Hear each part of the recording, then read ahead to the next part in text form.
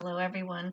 In this video I'm going to start talking about chapter 4 on states of consciousness, and we're going to talk about different levels of consciousness, how sleep is a different level of consciousness, and also drug and alcohol abuse and dreaming. There's lots of different levels of consciousness that are really interesting to us in psychology.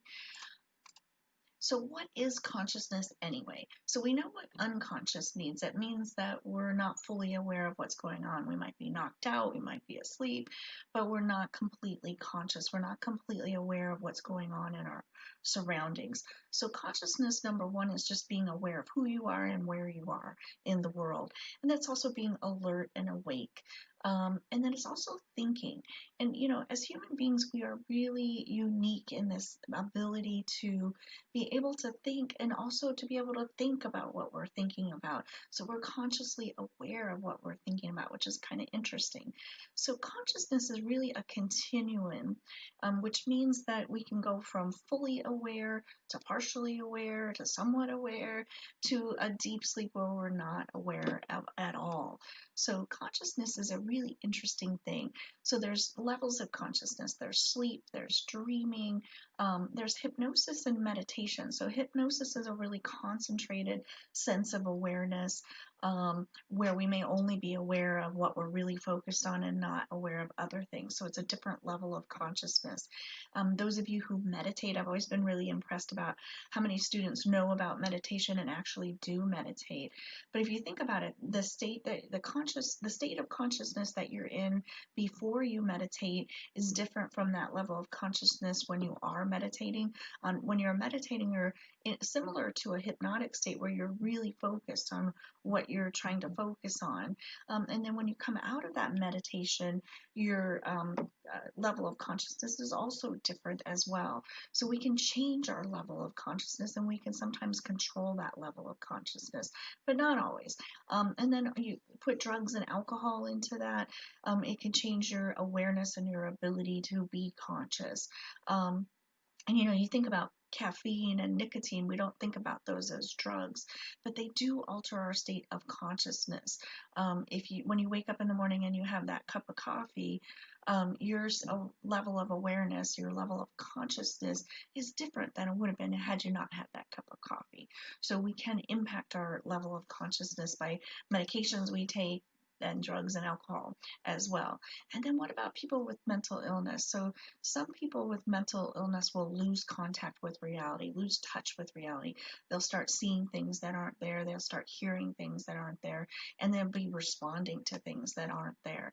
And that's a different level of conscious too. They're in a different reality than we are, and they're not aware of their surroundings a lot of the time. So, and then another thing to kind of think about is anesthesia. I don't know how many of you have ever had a surgery and been put under anesthesia, but it's a really weird experience because it's almost instant that you are put under, and then it seems like absolutely no time has passed when you wake up from anesthesia. And the thing is, it's a chemically induced sleep, so it's not a real sleep. When we go to sleep at night, we go through a lot of dreaming and lots of things go on as we're sleeping at night, and it feels like time has passed when we wake up in the morning. When you're under anesthesia, it's completely different. So it's a different level of consciousness, or maybe it's a complete lack of consciousness as well. So unconscious, we already know, we talked about, that just means we're unaware and not in control of our thoughts. Freud believed that 75% of our mind is unconscious, and he believed that we're controlled a lot by unconscious forces. This image here shows an iceberg kind of as a representation of our brain, and Freud thought that just the tip of the iceberg is what we are actually consciously aware of. He did say that there are things in our mind that we can bring to consciousness. If I asked you about something that happened to you when you were 10 years old, you could bring that back to consciousness. It might not be something you're thinking about now, but you could bring that idea or that event to consciousness. But Freud really believed that we have a lot of memories, a lot of things that happen to us, a lot of thoughts and things like that that are going on in our mind unconsciously that we're not aware of, that impact who we are and impact us psychologically. We'll talk a lot about Freud in other chapters. But he was right that we do have a lot of things going on in our unconscious mind. We do automatically process a lot of information, especially sensory information. If you've ever been driving your car and you're going to change lanes and you just suddenly have that feeling that somebody else is there and I better pull back into my lane, that is unconsciously your senses processing information and sensing that there's something there, there's somebody else there. Even though you weren't consciously aware of it, your brain actually automatically makes you pull back into your space, right? So that there is a lot of stuff that goes on in our brain that we're not consciously paying attention to and not necessarily consciously aware of, but we can become consciously aware of, right? So our unconscious processes guide lots of our behaviors. So things like driving. When you started driving, you were probably very consciously aware of where everything was in your car and what you needed to be doing. But once you've been driving for a long time, you don't think about that stuff anymore. You don't even pay attention to your driving half the time. But you get through it because it's automatic almost. When you're texting on your phone, it's automatic where those letters are, and you don't need to look at those letters. And if you did look at those letters, it might actually confuse you. So we do a lot of things unconsciously that are not necessarily bad. Freud said, something bad that maybe happened to us during our childhood could unconsciously affect us as an adult. And he was accurate about that. He was right about that. Imagine if you had, you'd probably be you'd have a memory of being like attacked by a dog, let's say. But you could get a trigger. Maybe you see a dog out of the corner of your eye, or you think you see a dog out of the corner of your eye, and it triggers all those emotions that you had when you were a little kid. And that's your unconscious just sort of kicking in, which it does definitely occur to all of us. And sometimes we have an unconscious or a response to a situation that surprises us that we don't expect. We're maybe more emotional than we should be about an event. And why is that? And it's probably because we have memories and we have other unconscious things going on that are triggering those emotions from a different event. So our unconscious is definitely an important part of who we are. And Freud really worked to try to understand that unconscious. So we'll talk about that, and we'll talk a little bit about how he studied that as well. So we're going to talk a little bit more about the stages of sleep and the stages of dreaming, and we'll talk about dreams in the next video.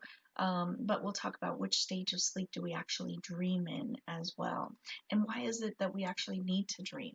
So we know that we need to sleep, right? If you don't sleep, your body will eventually force you to go to sleep.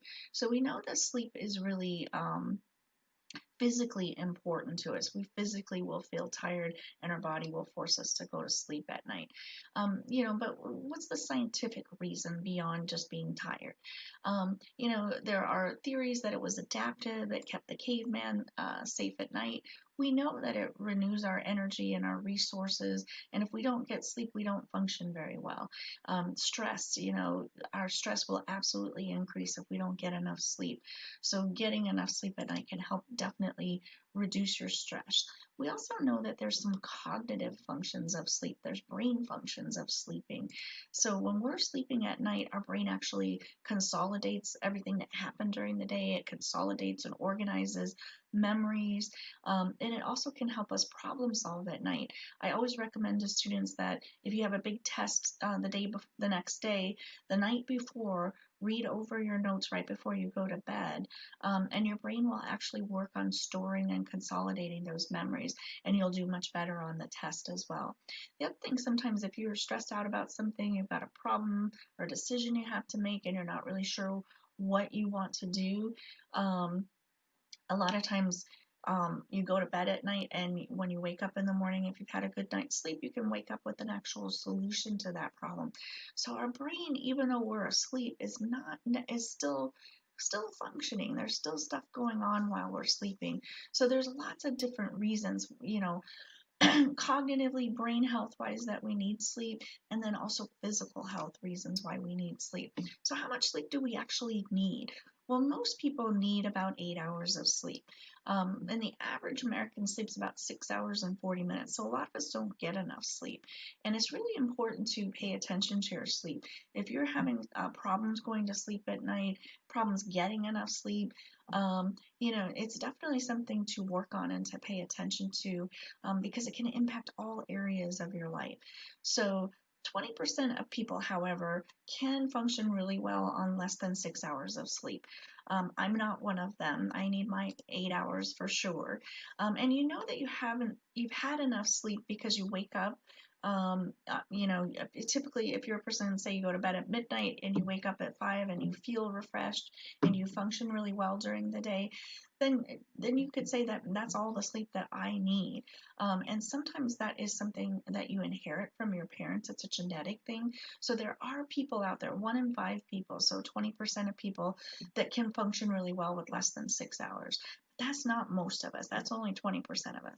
Most of us need more than that. And they say 28% need even more than 8 hours. So, and it really depends. Like if you've been sleep deprived, if you haven't had good sleep for weeks, you may need a couple weeks to really adjust your sleep schedule and get back into a normal sleep routine to get normal, healthy sleep and really be able to judge how much sleep you need. But everybody's sleep needs are a little bit different. So, but sleep is still really important to all of us. And I found this statistic a little depressing that 25 years of our life is actually spent sleeping. So the circadian rhythm cycle is the cycle of our sleep. It's our sleep cycle, and it follows the 24-hour cycle of daylight and darkness, which can be a problem for people that work night shift type jobs. And are forced to be awake at night and sleep during the day. Because our body is naturally programmed to sleep at night when it's dark and to be awake during the day when it's light.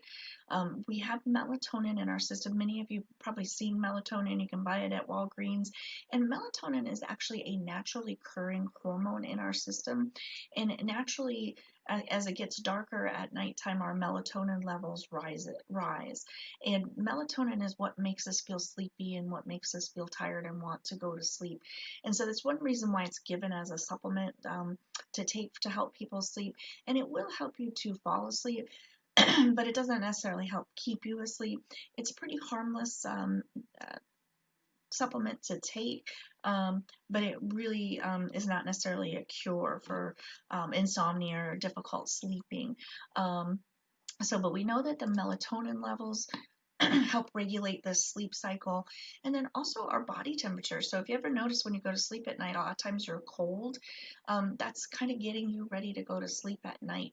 And so your body temperature is cooler as you're going to sleep at night, and then as you wake up in the morning, your body temperature starts to increase again. So that's all part of our circadian rhythm cycle. Our desire for sleep is the greatest between 2 a.m. and 6 a.m. So if you've ever tried to stay up all night, that time between 2 and 6 is the time that would be the most difficult time to force yourself to stay awake. And you would have to force yourself to stay awake, otherwise you would fall asleep. And then we also want to take a nap around 2:30. So if you ever notice yourself feeling sleepy around 2:30, it's actually really normal and really common.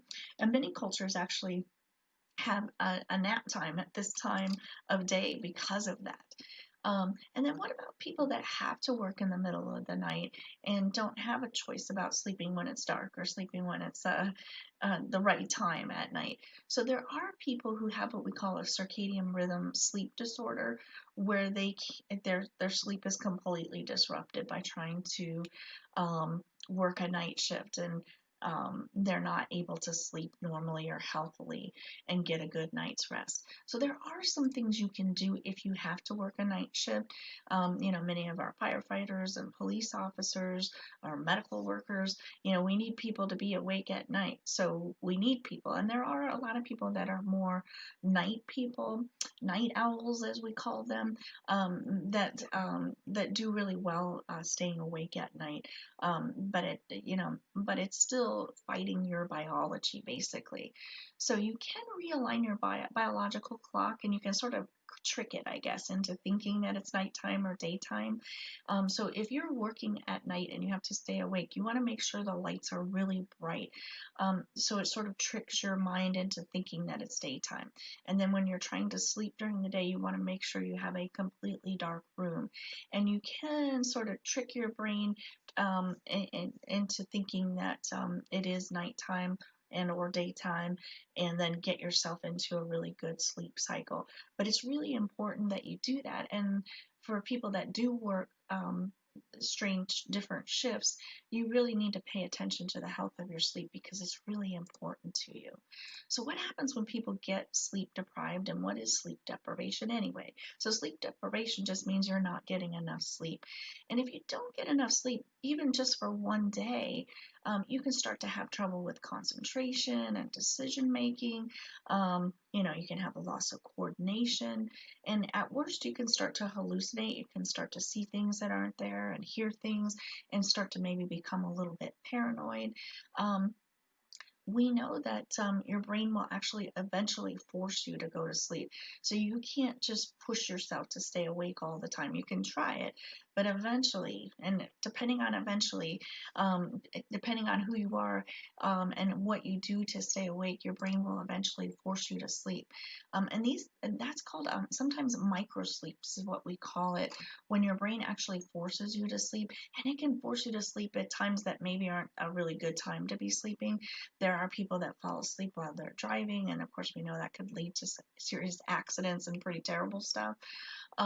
So if you don't get enough sleep, eventually, even though you think you're doing okay, your brain might shut down, and that you can have a microsleep that can be really, really dangerous. So driving while you're sleep deprived can be as dangerous as driving drunk. So make sure you're paying attention to this, and it doesn't mean that you got an hour less sleep than you needed last night and you're going to have a microsleep. But if you chronically don't get enough sleep, and if you are trying to force yourself to stay awake a couple days, you could really be putting yourself in danger. So I just want to let you know that. Chronic sleep deprivation is just when people don't get enough sleep and constantly. And that can really lead to things like heart disease and diabetes and weight gain, can weaken your immune system. So we know that sleep is really, really important to us. This guy here is from the 1950s, and it's a 17-year-old kid that named Randy Gardner, who set the world record for staying awake the longest. And supposedly he stayed awake for 11 days. And he did all sorts of activities and games and things in order to force himself to stay awake. And I don't even know how they documented this or were able to prove that he was able to actually stay awake this time, because I don't know who was monitoring him. There's not videotape of it or not, and nobody's broken his record since. So maybe I should take him off of here, because I'm not sure I believe that you could stay awake for 11 days, but there are people who have tried to stay awake for a couple days and have been able to, but then start to have some pretty strange symptoms as well. So finally, I'm going to talk about the stages of sleep. So stages 1 to 3 are considered non-REM sleep, and that's non-dreaming sleep. So REM sleep is that stage of sleep where we actually dream, and REM stands for rapid eye movement sleep, and it's the stage 4 of sleep. And if you've ever seen anybody when they're sleeping and you see their eyes moving around underneath their eyelids and it looks really freaky, it's actually really normal. That means that they're in REM sleep and they're actually dreaming. I don't know if they're looking at things in their dreams or what, because it looks kind of freaky because it's really rapid movement. And if you're a person that never remembers your dreams, I always have students that say that just are convinced that they don't dream at all. Truth is, we all dream, but some of us just don't remember our dreams.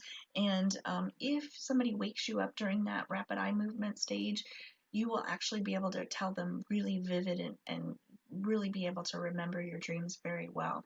So it's something to think about if you wanted to know if you actually dream.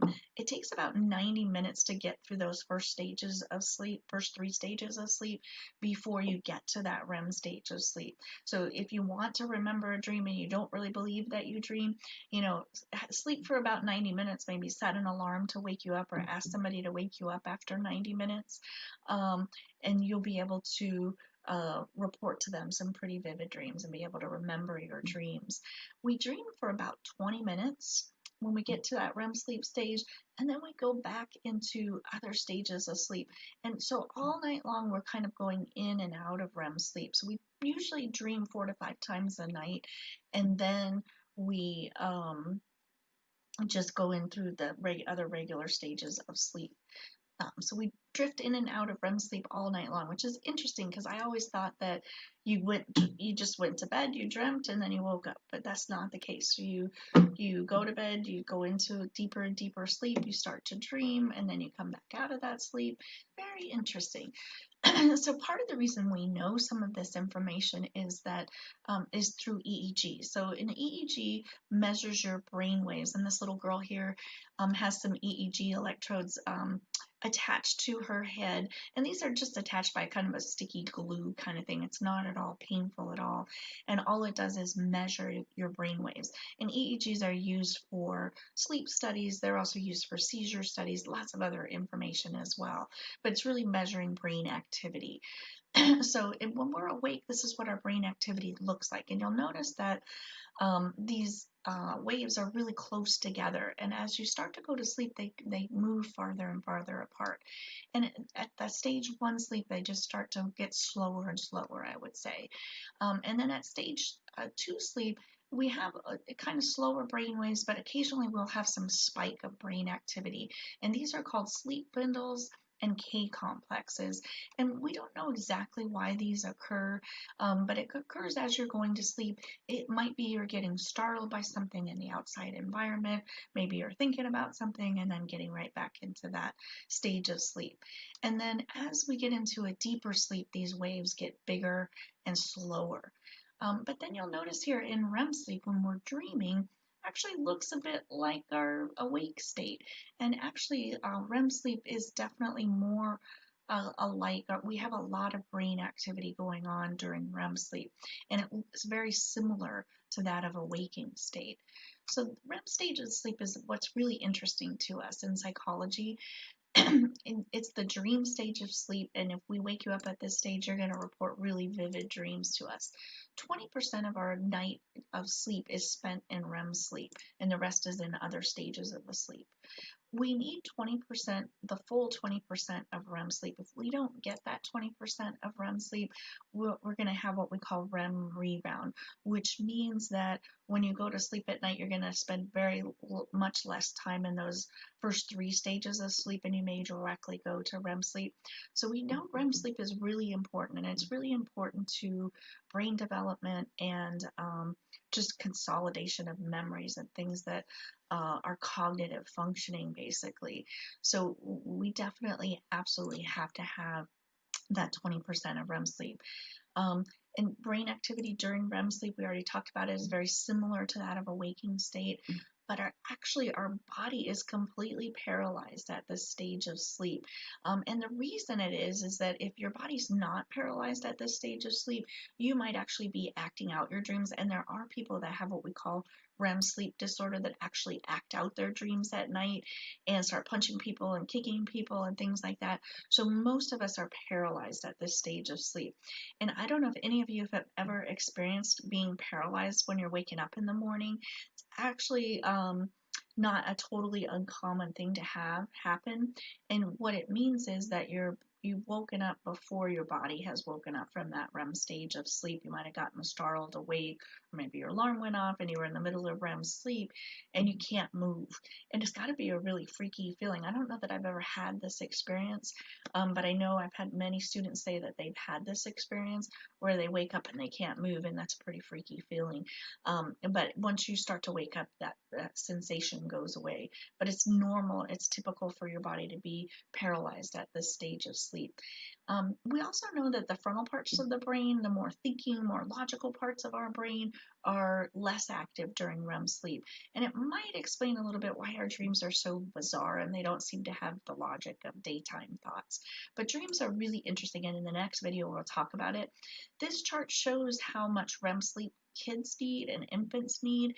And it's interesting because, infants sleep good 16 hours a day, and a lot of that time, half of that time is basically spent in REM sleep. And if you think about the amount of brain development that's occurring in infancy, even up to age 5 or so, there's a huge amount of brain development that's going on, really even up into your 20s here. And so we actually need a lot of REM sleep. So it's a real indicator that REM sleep is important to brain development as well. And as you get older, we only need about 20%.